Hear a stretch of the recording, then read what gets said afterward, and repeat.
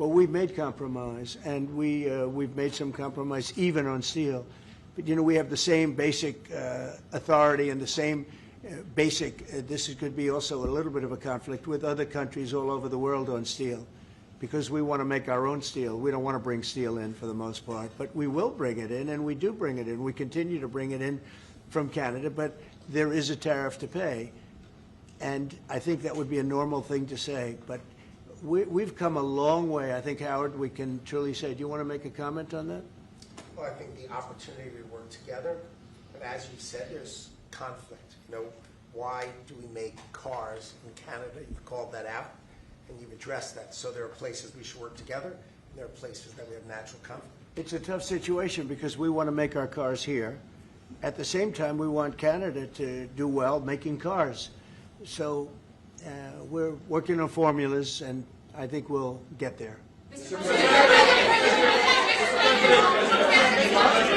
Canadians are refusing to go to the U.S. The numbers are down like 23% in the first 7 months of the year. What do you say to Canadians that don't want to go to the U.S. now because of your 51st state talk, because of the trade war, the tariffs? Yeah. And Well, the fear I of understand also it. Look, I being understand exported? that, and Americans don't want to buy cars that are made in Canada. You know, I mean, we have the same conflict.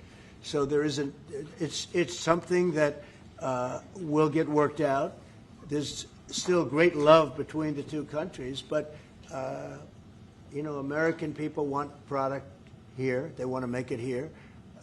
Detroit was emptied out and moved to Canada, moved to Mexico, moved to other places, not just Canada, and now they're all moving back. You know, they're moving back. We have right now. I was just telling Mark, we have 17 trillion, but it's really much higher. That was as of a couple of months ago. Yeah. We have over $17 trillion being invested now in the United States. As an example, Biden, he was the worst president we've ever had, but they had less than $1 trillion in 4 years. We have more than 17 trillion in 8 months. 8 months. And I think that number is going to be $21, $22 trillion. There's never been anything like that in the history of the world for any country, not even close. You know, if you did 1 trillion in a year, that's pretty good.